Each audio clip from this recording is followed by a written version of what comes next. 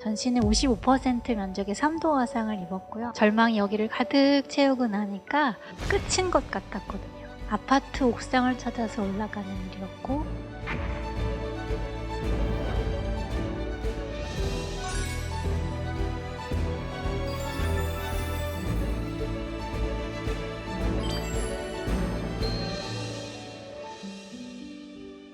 반갑습니다. 네, 저는 유아여대 사회복지학과에서 가르치고 있고요. 지난 3월에 이제 학교로 돌아오게 되었습니다. 23살에 사고로 인해서 떠나야 했던 학교를 23년 만에 교수가 되어서 돌아왔다는 쩌는 라임 덕분에 네. 네, 저의 인생의 제목은 꽤 괜찮은 해피엔딩인데요.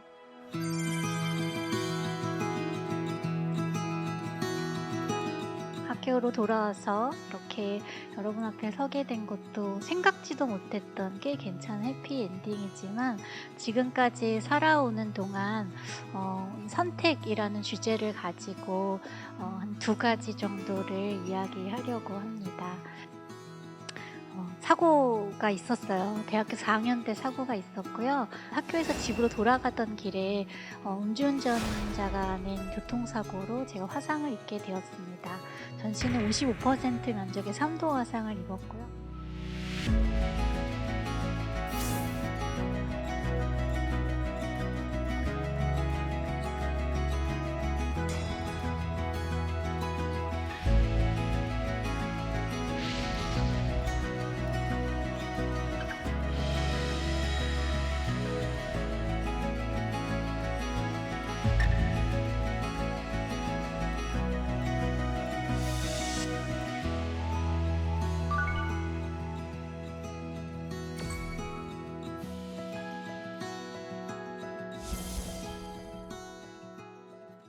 제가 고통을 참는 그 이유로는 엄마의 극진한 간호와 또 마음이 있었기도 했지만, 또 한편으론 저에게 이 아픈 것을 잘 참고 수술을 잘 받으면 예전의 모습으로 돌아가는 줄 알았어요. 피부 이식 수술이라는 게 그게 뭔지는 모르지만, 그 수술을 받으면 저는 다시 예전의 모습을 갖게 될 거고, 학교도 그렇게 돌아오고, 그 전에 살았던 삶을 똑같이 살게 되는 건 줄 알았어요. 근데 이식 수술을 마치고 나서 7개월 만에 제가 집에 돌아가게 되는데, 너무나 돌아가고 싶었던 그 집에 돌아와 보니 다 그대로인데 저만 변해 있는 거예요. 굳이 거울을 찾아서 들여다볼 용기는 없었지만 충분히 짐작할 수 있었죠. 다른 피부에 이식한 피부들이 색깔이 완전히 다르다는 것도 알게 되었고, 밤이 되니까 유리창에 사람 모습이 반사가 되기도 하고, 결정적으로 제가 거울은 아니었지만 입이 작아져서 엄마가 숟가락을 새로 사주셨는데, 어린이용 숟가락, 이게 새 거다 보니까 밥 먹을 때 자꾸 그 숟가락이 얼굴이 비쳤어요.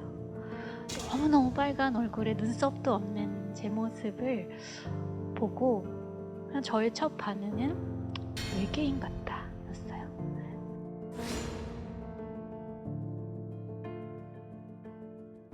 도무지 받아들일 수 없는 얼굴이었고, 그래서 그 얼굴을 제가 머릿속에서 지워야만, 기억하지 않아야만 하루를 견딜 수 있었어요. 그렇게 몇 날 며칠을 지나는데, 어느 날 토요일 오후였는데 아주 재미있는 TV 프로그램을, 예능 프로그램을 보고 있었는데요. 사람들이 막 웃는 소리가 들리는데 저는 하나도 재미가 없는 거예요. 사고 전에 그 마음을 가지고 계속 살아가기엔 내 삶이 너무나 많이 달라져 버렸구나. 이제는 아무리 아픈 거 더 참고 수술 수십 번 더 받아도 그때로는 돌아갈 수 없구나. 돈 주고는 살 수 없는 것을 잃어버렸다는 것을 이제 알게 되었어요. 그 현실을 보고 나니까 마음에 이제 절망이 찾아오는 거예요.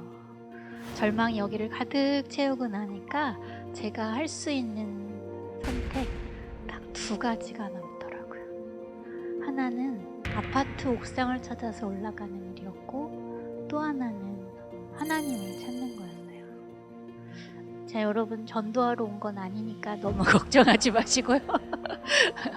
다행히 옥상을 가지 않았고, 그럼에도 불구하고 이 고통스러운 시간이 삶이 지속되고 두 번째 삶이라고 말하게 된 이 삶이 계속되어야 하는 이유에 대해서, 그 의미에 대해서 알고 싶었어요. 제가 보기에는 그냥 끝인 것 같았거든요. 아무것도 더 달라질 가능성이 없는, 그냥 여기가 끝이지 뭐, 더 뭐가 있겠어. 세상이 다 망해도 난 더 이상 잃을 것도 없어. 막 그런 마음이 들고 있던 저에게 그때 제게 돌아온 해답이라고 하는 것은 아주 분명하게 여기가 끝이 아니라는 소리였어요. 이후에 꽤 괜찮은 해피엔딩이 있을 건데 여기가 끝이 아닌데 이렇게 끝내지 말아달라는 어떤 목소리였어요. 그래서 저는 그때부터 그런 생각이 들더라고요. 어차피 인생이라는 게 제가 너무 한 번도 꿈에도 생각하지 않았던 이런 일이 이렇게 일어나기도 하고, 앞으로의 어떻게 될지 모르지만 도대체 그게 꽤 괜찮은 해피엔딩이 뭔지도 잘 모르겠지만 적어도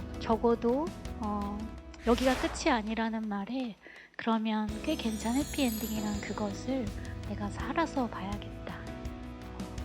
삶을 지속하기로 선택했어요. 그러면서 제가 그때부터 하게 된 것이, 어차피 인생이라는 게 내 앞으로의 1초 뒤의 일도 알지 못하는 것이 인생이라면 내가 앞으로 1년 뒤에 어떻게 되는 거지? 10년 뒤에 나 어떻게 되는 거지? 염려하고 걱정하면서 사는 것이 참 소모적이라는, 참 의미가 없다는 생각이 들었어요. 그러면서 그럼 내가 할 일은 그냥 오늘 하루를 살아내는 거예요. 너무나 기적적으로 주어진 오늘 하루. 아마 병원에 계신 분들은 그 하루의 의미에 대해서 날마다 깨달으실 것 같아요. 얼마나 귀하게 주어진 하루인가. 저 역시 그 경험을 하게 되면서 눈 뜨면 여기저기 몸이 아팠지만 우드드드드 하면서 피부의 섬유질을 막 끊어내야 일어날 수 있을 것 같은 날들이 계속됐지만, 그렇지만 한껏 힘들어하고 또 한껏 좋은 것들을 즐거워하면서 한껏 사랑하고 사랑받으면서 그 하루를 보내자 라고 생각했어요. 그런 마음으로 지금까지 살아왔고요. 그래서 제가 발견했던 그 꽤 괜찮은 해피엔딩은 어쩌면 제가 오늘을 살아가기로 마음먹은 그때부터 시작되었던 것 같기도 해요. 네. 제가 교수가 되고 이렇게 모교로 돌아와서 이런 자리에 서는 것도 너무나 감사하고 행복한 일이지만, 그 하루를 끊임없이 전에 발견하지 못했던 의미들을 발견해내고 그 하루를 충실히 살아냄으로써 저는 날마다 그 꽤 괜찮은 해피엔딩을 발견하면서 하루를 또 마무리했던 것 같아요.